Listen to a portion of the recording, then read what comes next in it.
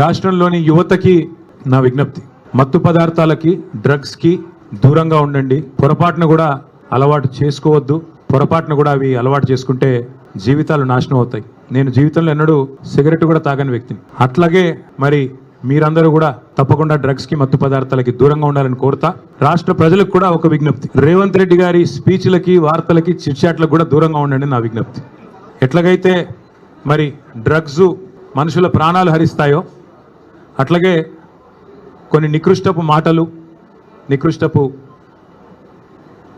డైలాగులు మరి మీ ప్రశాంతతకు, మీ ఆరోగ్యానికి కూడా, రాష్ట్ర ఆరోగ్యానికి కూడా హానికరం. పెద్దలు చెప్తారు, నక్క పీనుగునే పిక్కు తింటుంది, పంది బురదలోనే పొరలాడుతుంది, పెండ పురుగు గుడ్ల చావిట్లోనే తిరుగుతుంది. అట్లాగే గుంపు మేస్త్రి నోట్లోంచి కంపు తప్ప ఏమీ రాదు, నికృష్టపు మాటలు తప్ప ఏది రాదని మళ్ళొక్కసారి తేలిపోయింది. ఒకరోజు ఫోన్ ట్యాపింగ్ అంటాడు, మరొక రోజు ఫార్ములా ఈ అంటాడు, ఇంకో రోజు డ్రగ్స్ అంటాడు, కాదంటే కాళేశ్వరం, లేదంటే కేసీఆర్.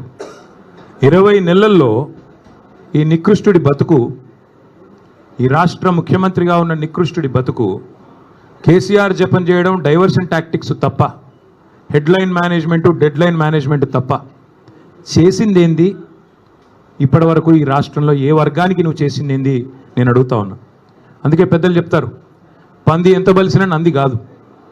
నువ్వు ముఖ్యమంత్రి కావచ్చు, ఇంకో 3 ఏళ్ళు ఉండొచ్చు, మురిపంగా డబ్బుల మూటలు దోచుకుంటూ ఉండొచ్చు, కానీ ఎన్నటికీ నీ బతుకు ఒక పెండ పురుగులోని పురుగు బతికే తప్ప నీది ఎన్నటికైనా కూడా కేసీఆర్ స్థాయి కానీ, ఆ ముఖ్యమంత్రి పదవికి ఉండే ఒక గౌరవాన్ని కానీ. గతంలో మహామహులు ఆ పదవిని అధిష్ఠించారు.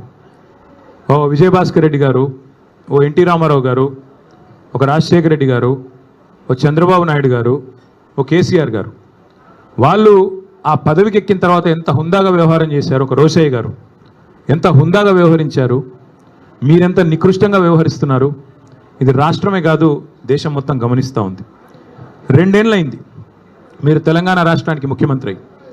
మీ వల్ల వీసమెత్తు లాభం పొందిన ఒక మనిషి కానీ, ఒక వర్గం కానీ చూపెడతావా?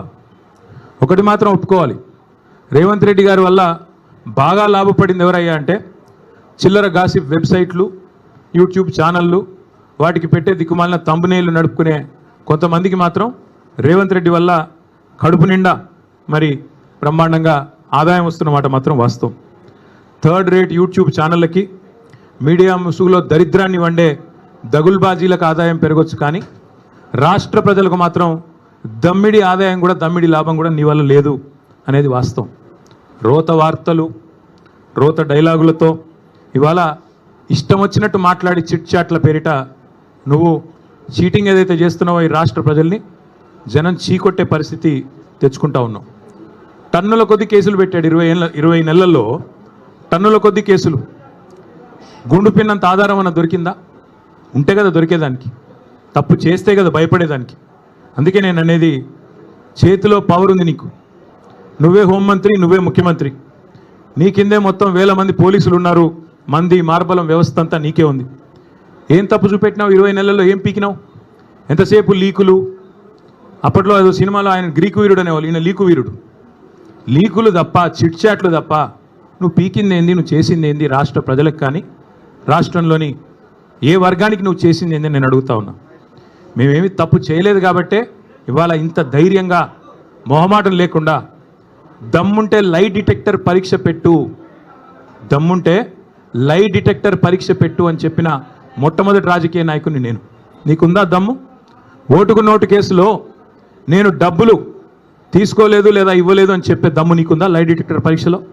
మగాడివైతే, పిరికి సన్నాసివి కాకపోతే వస్తావా? ఉద్రం కూర్చుందాం, రాష్ట్ర ప్రజల ముందు లైవ్ కెమెరాల ముందు కూర్చుందాం, ఎవరేందో ప్రజలను తెలవమందాం. ఇద్దరి మీద ఉంది కదా ఏసీబీ కేసు, నీ మీదో కేసు ఉంది, నా మీదో కేసు ఉంది. నువ్వు మరి రా, ముందుకు రా అని కూడా సవాల్ చేసిన రాలా. పెడితే పెట్టాడు కేసులు, ఏదో ఫార్ములా ఈ అని, కమిషన్ అని, ఇదని అదని పెట్టాడు. దొంగ కేసు పెట్టినా అది కూడా పెట్టడం సరిగా రాదు ఈయనకి. అదే సినిమాలో చెప్తారు, బ్రహ్మానందం గారు దొంగ పాత్ర వేస్తాడు, వేసిన తర్వాత అందులో ఆయన చెప్తాడు, ఆ హీరో గారు, వీడు దొంగ కానీ దొరికిపోవడం వీడి స్పెషాలిటీ అంటాడు. అట్లాగే రేవంత్ రెడ్డి స్పెషాలిటీ ఏంటంటే దొరికిపోవడం, పనికి మళ్ళీ డైలాగులు కొట్టడం, మళ్ళీ వెంటనే దొరికిపోవడం. అందుకే నేను అనేది మీకు రేవంత్ రెడ్డి గారికి నేను చెప్తా ఉన్నా, నువ్వు సీసీ కెమెరాల్లో దొరికిపోయిన చిల్లర దొంగవి. నీ బుద్ధి ముఖ్యమంత్రి అయినాక కూడా మారలా. చిట్ చాట్ల పేరిట్లో చీకటి భాగవతం ఎందుకు, చీకటి బతుకులు ఎందుకు? నేను అడుగుతా ఉన్నా, స్ట్రైట్గా మాట్లాడుకుందాం రా.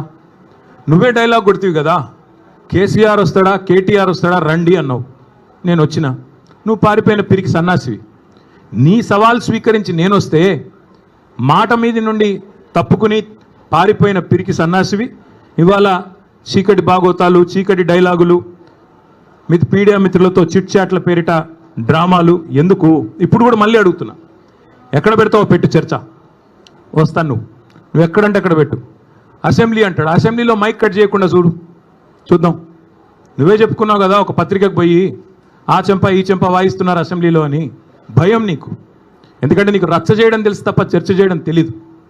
రచ్చ చేయమంటే ఇష్టం వచ్చిన బూతులు మాట్లాడమంటే, గుడ్లు బీకి గోటీలాడతా పేగులు తీసి మెడలో వేసుకుంటా అని పనికిమాలిన డైలాగులు కొట్టమంటే, పాత చింతకాయ పచ్చడి లాంటి డైలాగులు అవి వస్తాయి. ఎక్కడికి రమ్మంటావు చెప్పు? జూబ్లీహిల్స్ ప్యాలెస్కి రమ్మంటావా? నీ కొడంగల్ కోటలోకి రమ్మంటావా? నేను నీలాగా పారిపోయే పిరికి పందని కాదు. నువ్వు ఏ చర్చకు ఏ విషయంలో ఎప్పుడన్నా సరే రెడీగా ఉన్నావు. ఎందుకంటే మేము పోరాటాల పార్టీగా పోరాటాల నుంచి వచ్చిన వాళ్ళం తప్ప నీలాగా బ్యాగులు మోసి సద్దులు మోసి వచ్చిన వాళ్ళం కాదు. మరొకసారి చెప్తున్నా, ఇదివరకు చెప్పా మళ్ళొకసారి చెప్తున్నా, ఇదివరకు ఒక ఆయన ఇట్లాగే బీజేపీ ఆయన పనికిమాలిన మాటలు మాట్లాడితే, ఈ టెస్ట్ పెట్టుకుంటావు ఆ టెస్ట్ పెట్టుకుంటావు అంటే, ఏం టెస్ట్ పెడతావో పెట్టుకోరా, బొచ్చిమంటే బొచ్చిస్తా, ఏది ఇమ్మంటే అది ఇస్తా అని చెప్పాను. నువ్వు ఏ టెస్ట్ పెట్టినా దానికి నేను రెడీ. మరి నేను అడుగుతా ఉన్నా రేవంత్ రెడ్డిని, ఆయన కుటుంబ సభ్యులకు కూడా అడుగుతా ఉన్నా. నేను ఆయన కుటుంబ సభ్యులకి విజ్ఞప్తి చేస్తూ ఉన్నా, రేవంత్ రెడ్డి గారి కుటుంబ సభ్యులకి, కాన్వాయ్లో తిరగడం, సెటిల్మెంట్లు చేయడం, బెదిరించి చందాలు గుంజుకోవడం ఇది ఒకటే కాదు. ముఖ్యమంత్రి గారి కుటుంబం మీవాడు ఒక మానసిక రుగ్మతతో బాధపడతా ఉన్నాడు. ఎప్పుడు బట్టలు చింపుకొని రోడ్ల మీద పిచ్చోళ్ళలాగా పరిగెడతారని మేము కూడా కంగారు పడతా ఉన్నాం. చూపెట్టండి డాక్టర్లకి, వాటాల సంగతి తర్వాత చూసుకోవచ్చు. ముందు పిచ్చోడైపోయి బట్టలు చింపుకొని రోడ్ల మీద పరిగెత్తేలాగా ఉన్నాడు. మరి ఆ దరిద్రం రాష్ట్ర ప్రజలు చూడకముందే దయచేసి ఒక మానసిక ఆసుపత్రికి తీసుకొని పోయి చూపెట్టాలని చెప్పి నేను కోరుతా ఉన్నా.